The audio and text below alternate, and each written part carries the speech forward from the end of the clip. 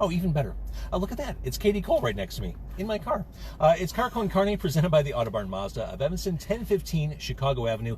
We are in a sleek, black, handsome Mazda 3, acquired from the Autobarn Mazda of Evanston.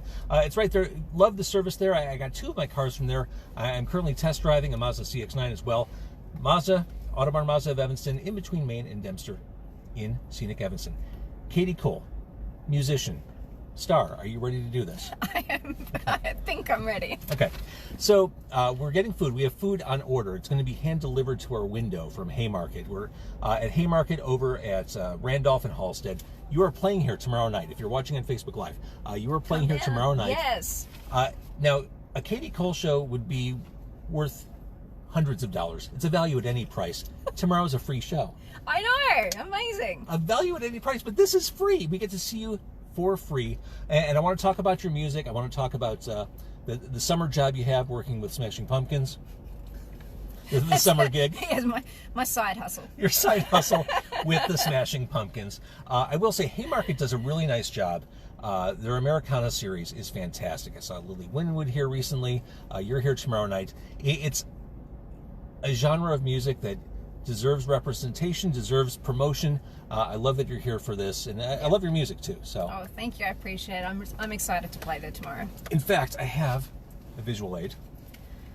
Things That Break, Part 1. Well, it's 5 songs. You'd assume there's more. Yes. Let's talk a little bit about your music. I think there's certainly, country's the most obvious thing that comes to mind, but I feel like you're coming from a lot of different places. I feel like you straddle a lot of different sounds and styles in what you create. Is that fair to say? I do. Although I'm probably not going to use the word straddle. Fair enough. Fair enough. But yes, I mean, some people think of it as country, some people think of it as Americana, some people say singer-songwriter. Sure. Whatever you want to sort of call it, to me it's just songs with texture and stories and sometimes subjects that are challenging to tackle, but I'll just go there. So I've got songs on this record about horrible breakups and alcoholism and all the fun stuff. Is Broke about breakups? No, Broke this because I feel like that's an optimistic song. It is. It's my backhanded optimistic song. Oh, look at this! I see what's coming to the window. We've got food coming. I love this. This is Michael. Michael, you are a wonderful man. So we've got vegan burgers. Thank you so much. Hand delivered to the car. Look this. All right. Oh goodness. So Michael, who puts together the series, helped us get the food together for tonight.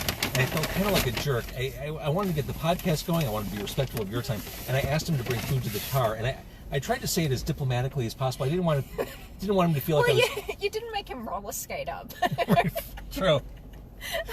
All right. So that's for next time, maybe. All right. So we both got the same thing. Okay, It just seemed like you are a vegetarian. And yes, I kind of followed your lead for a lot of reasons. I got the vegan burger. I thought it'd be easy to eat in the car. Okay. And this is... there are so many packets of ketchup and things down here. So this burger is bigger than you, Katie Cole. Oh goodness! Oh my God! This vegan burger, this is not a one-sitting burger. Here's all the napkins, because yes. Oh yeah, I warned you that I will spill. I'm going to create a whole tablecloth situation on my A force field. You have to build a protective force field. It's a protective barrier between the inevitable. Well said. And one thing, you saw it first. Sweet potato tots. Yes. Thank you. Mm-hmm. And thank you, Michael, for skating up to the window and providing delicious food from Haymarket. Thank you, Haymarket. Which, again, Katie's show is free tomorrow night. Haymarket's here every day. The food and, of course, their beers are amazing. They've got a Joe Madden beer that they just launched, which you can actually buy in the stores right now. But back to Katie Cole. Are you going to try to eat that? Are you nervous? Creating a photo op here. Oh, yeah, okay. Sorry, awkward pause. It's the only kind of pause I know. We're posing. If you're watching on Facebook Live and we look really awkward, it's because someone is in front of the car taking a picture. The telephoto lens. Well, we can filter this. Oh, come on, Michael. For the love of God. People are like, that's a really boring video. Uh-huh. Like, Did it freeze? All right, let's go back to your music. Let's talk about Broke. You were saying that is a backhanded, optimistic song. Totally. Well, I kind of... I mean, every breakup ends badly. I mean, ta-da. Everybody knows that. But I don't know what to do with this burger. Don't either. But I want you to eat it first. Great. Then you can work out what not to do. Exactly. All right, I'm just going to go for maybe the bottom half of this burger, because this is like a mountain. Well, here's the thing, Katie. The human mouth doesn't work like this. Yeah. I think like a fork and knife would have been helpful. Then how would you do it in a car? I actually think there is. I'm going to remove the red onions as a courtesy to you. Here's some. Yeah. Exactly. Yeah. All bets are off. So Broke, sorry, this really long answer. I just wanted to sort of write something that said, well, it's not the end. It's sort of a backhanded way of saying, even, things that break don't always stay Right, that's broke. the line that's stuck in my head. Even the things that you think are going to last forever don't. The good and the bad, to be honest. But like even this podcast the worst, will have to end at some point. Will it? But yeah, I wanted to just say something like that, to say, well, it's not the end. Life goes on. You will get over it, even though it's awful now. Like, you will get over it. There's always a way past that. There's always something better that will come. Maybe something good will come out of it. For sure, and that's glass half full. Yes. And speaking of glasses and half full, the room is filling up with water. That's an earworm in the song. That chorus is very, very sticky. Thank you. I usually get the earworms that I get stuck in my head are not good songs. So if that's an earworm to you, that's a good thing. That's a good thing. So good. That's wonderful. One of your songs, I would dare to say one of the more popular songs on this release is Graceland. Being from Melbourne, do you have a fascination with American culture, pop culture? Is Graceland one of those things that you had to see to truly understand? There's places like Graceland, you build up in your mind, and that's the home of Elvis Presley, for those that don't know. For you people watching in Melbourne, yeah. For people that have never heard of Elvis Presley. There's places that you just want to go, even if you just walk past. Like on my 2016 tour with the Pumpkins, like we're in Detroit, so I'm like, I've got to go to Hitsville. Sure, like, of course. I gotta go. I'll take myself in a cab and I'll go there just to go. There's places that you just have to go to, and Graceland is one of those. And if anyone out there that's watching has actually been there and seen it, it's very overwhelming and underwhelming all at the same time. That is totally true, and I don't know what I expected. I do know what I expected. I expected it to be cheesier than it was. It was more tasteful, I think, than I expected. To me, everything seems smaller. Well, the estate itself seemed very small. The actual. I know we didn't get to see it, and they don't let the public go upstairs to like any of the actual personal bedrooms. Right.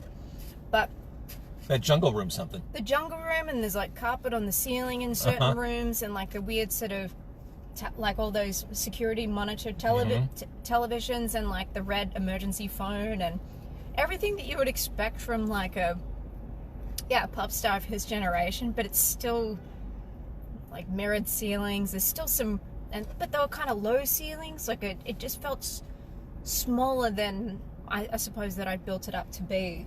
But it still, carries so much weight, knowing that he loved Memphis. He loved, even though it was very poor and it's very close to the main street that it's on. Yeah, which I found surprising. Totally, 100%. It's right there, and you're like, okay, I'm here. Apparently, the one thing, everything there is very small in that main home. I was hit by the enormousness of Elvis in one of the, I guess it was the back house, guest house, where it is literally floor to ceiling gold records. Like gold records as far as the eye can see. And you're reminded of just how gigantic and how important. He changed the lives of so many songwriters that wrote songs for him, and they all know it, and they're all so, super thankful that these unknown masterpieces of songs like In the Ghetto and songs like that. Such a great song. I mean, he wanted to record that. Like, that was like, he was like, I want to do this song. And I could listen to Polk Salad Annie every day. again. By the way, welcome to Chicago, Katie Cole. As we're sitting here on Randolph, we are facing, What? God help me, an open porta-potty. It is like directly across from my car. That is an open toilet just staring at us mere feet away. We are as we so lucky. Hashtag blessed. That's what we are right now. Hashtag living the dream. Talking about you not straddling, but crossing, balancing across multiple genres. I think All My Winters is harder to pin down genre-wise. I think I like the song because it's kind of slow burning. It feels impactful. Tell me about that song, because that to me is a real standout on this. I'm going to start eating some of my burger with a fork, just so that you know. You're not wrong to you do want it. to know what like all that rustling sound was. That was that. I'm not just being weird. I'm weird for other reasons. Well, All My Winters was, I believe, the last song I wrote for the entire group of songs that I recorded, and I recorded basically the entire album and put out half of the project as part one, and I have part two ready to go.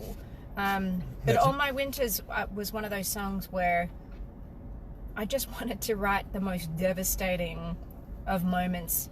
I mean, there's a lot of kind of dark references in there, drug references. It's very esoteric in nature too, for the way that I wrote the lyrics. I just wanted it to be one of those songs that sort of got under people's skin but left a haunting sort of feeling behind. And weirdly, I've had so many fans reach out to me and tell me, like, that's my favorite song. Like, I would have been like, no, it's going to be Broke, it's going to be Graceland. But people were telling me All My Winters and Time on My Hands. Like, those were the songs that got to people the most. And I'm like, these are like the saddest, really sparse songs, that I've recorded. And it was nice to hear that. But I just kind of took the filters off. And I remember when I first took the song to my producer, I used him as a sounding board. His name's Howard Willing. I use him as a sounding board. He's done a bunch of stuff. Yes, he's worked with he was actually my association with the Pumpkins. Long story short, he's been working with them since, I believe, the early 2000s, since like Machina and Adore. But he's worked with everyone from Glenn Campbell to OK Go to like just amazing track record. His LinkedIn profile probably looks really good. I keep getting requests for LinkedIn. I haven't been on LinkedIn in, like, I don't know, 10, maybe not 10 years, maybe 8 years, and I still get requests, and I'm like, I don't have a profile here. All right, I don't want to sidetrack us too much, but no. LinkedIn has a feature on it that if it were used by other social media platforms, it would change the game in a really creepy way. LinkedIn, you can see who viewed your profile. So you can, like, under your profile, you can see everyone who just clicked on your page. Can you imagine if that existed on Facebook, Instagram, Twitter? Look at everyone who's kind of stalking you. Holy crap. Well, yeah. We'd all leave social media tomorrow. I mean, is that a privacy thing? Well, I guess it's a public page. Yeah. Oh, interesting. All right, so anyway, Anywho, so I brought that song to him in its acoustic form, and I said, we just got blurry. There we go. Poke. We just went out of focus. Wait, oh, there we go. don't move. Okay. Be perfectly still. And I said to him, is this song too dark? Same situation when I brought him the song Rest in Pieces, which is about the rippling effect of alcoholism. And I'm like, is this song too dark? And his response with both songs was like, go darker. Like, just, if you're going to go there, like, go, like, all in. Like, go all the way. Like, go as dark as you can go and see what happens. And great advice. I kind of like that. Lean in. Like, go where others won't or can't, kind of. I agree. And that's kind of been one of those things that I've tried to apply to all my songwriting, whether it's writing for myself or for other people. Just, if I'm going to go to a place, like, make sure you're really there. I want to thank Ben and Paul for watching. Jeremy says that burger looks like a lot of work for a fork. I know it is. It's really good. Paul is a fan of your Australian accent. Actually, it's a Nashville accent. Rocky. I know. I live in Nashville, but that's how they all talk in Tennessee. There's a lot of Aussies in Nashville. It's really surprising, but they still stop me when I'm like 3 words in to be like, "Oh, where are you from? From here." Of course. And I'm like, great. Going back to your songs, storytelling is kind of a thing for you. Yeah. No, you noticed? Uh-huh. When did you discover that you liked kind of digging in and sharing that kind of stuff? Well, I mean, I started writing songs when I was a kid, I suppose. Started really writing songs for realsies. For realsies? Yeah. Probably... That's the Nashville in you. Yeah, for realsies. Mm-hmm. Well, I'm also not serious half of the time. Mm-hmm. I know, I really started honing my craft in my sort of early 20s, just to be like, I want to say something. I really want to say something to people. And I realized that for me, storytelling is not just telling your story, but just telling a truth. And sometimes it's about sort of elaborating a situation, and as I said, like going further than maybe a reality was, or maybe maybe it's further than you even understand, and you might have to research it or Google some things to understand the situation a bit better. But I mean, why not have a story within like 3 or 4 minutes? Like Exactly. If there's honesty in it and truth, like people will relate to it, even if it's something about that they know nothing about or that I know little about. If I'm telling a truth that feels real to me and I'm being raw and honest, and I give a performance that I believe in, that again is raw and honest and unedited, then that's kind of for the win. Totally agree. It's worth mentioning, Katie, these sweet potato tots are ridiculous. They are. I'm trying to pull the onion out of my burger right now. Again, for the respect of the car. I've got like... Red onions never go well. Well, I like onions, but not if I have to talk to people, which I'm doing. All right. I'm talking to some... Look at all these people. Music nerd question. Oh. What's your go-to keyboard for touring with the Pumpkins? We'll get to the Pumpkins, but analog, hybrid? Is that a real question? I don't even know. Well, they usually choose what they want their sound to be, and I comply with whatever is really the sound for the tour. I mean, the last tour, it was a big B3, some Mellotrons, and Yamaha Clavinova on the stage, so I was kind of playing a lot of things. So some of it was digital, some of it was analog. I don't know about hybrid vehicles. We're reducing our greenhouse emissions. Okay. So, you talked about when you started playing. I should also mention, I think we're at the halfway-ish point. Car Con Carne, presented by the Audubon Mazda of Evanston, 1015 Chicago Avenue. We're in a Mazda 3. It's very comfortable, right? Mm-hmm. It's really comfortable. I even cleaned the seats and the interior a little bit before you came in. Thank you. I want you to appreciate the little touches. You talked about when you started songwriting as a kid. When you were a teenager, I think I just spit food as I talked, which is great because we're on camera. Good. When you were a teenager, is this where you wanted to be? Are you? Rephrase. Are you living your best life? Well, actually, best way to put it is, I never dreamed I'd be doing any of the things that I've done or that I am doing. I don't even know if I could say I wanted to do all these things. I'd never really set my goals to be... I mean, I'm Australian. Was from a fairly low-income family, like single-parent mum family. Public education. Can't read or write music. And, and now I've played all these stages. Does anyone plan for that? No. But I do know that when good opportunities have come my way or have been offered to me, I've learnt to say yes, even if I'm not 100% sure I can do certain things. Just let the door open and just that's go great for advice. it. To kind of just go for it, because you don't know where this unknown amazing thing will lead. Or even if it's not exactly the thing that you want to be doing, you just don't know. And especially if it's something you've never tried before, don't fear what you don't know either, because you'll be surprised at what you're able to actually achieve or learn from an experience. Totally agree. And when I started in radio, that was very similar to a piece of advice I got. When someone asks you to do something, say yes. If you don't know how to do it, you're not sure you want to do it, say yes and figure out how to do it afterward. Yep. Just don't close. Very much. Exactly what you're saying. Don't close the door. Totally. And that's one of those pieces of advice I learned early on in my career that's really stayed with me. Like that exact line. So it's interesting. Just And now I'm touring with the Pumpkins, just like you. I mean, we similar.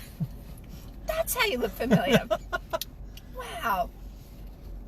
But who knew? I mean, honestly, I've had so many bucket list checks that, I mean, nobody plans for that. Like, Sure. nobody plans for, you know, one of my bucket list checks was, oh, I opened up for Billy Corgan playing an acoustic show. Oh my God. And then it became, oh, I'm opening up for an acoustic Smashing Pumpkins tour. But I'm also playing, and I agreed to that, and I'm also playing bass on a couple of songs. Not really a bass player. I can play bass, but, you know, I'm a guitarist, then probably a keyboard player, Sure. then a bass player. Said yes to that, and had all these bucket list checks from all those iconic venues that we did on that tour, and then we did a bigger second leg of the tour, and then I got to play the Ryman and the Tower Theatre in Philly, and just these huge venues. We played the Lyric Opera House here in Chicago, and that was that the Liz Fair show?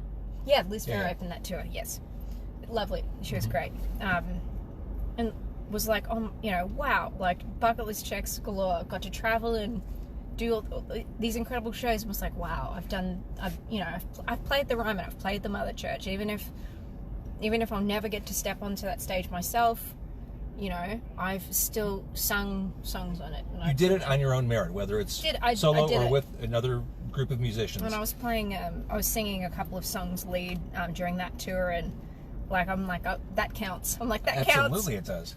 Absolutely, it totally does. counts.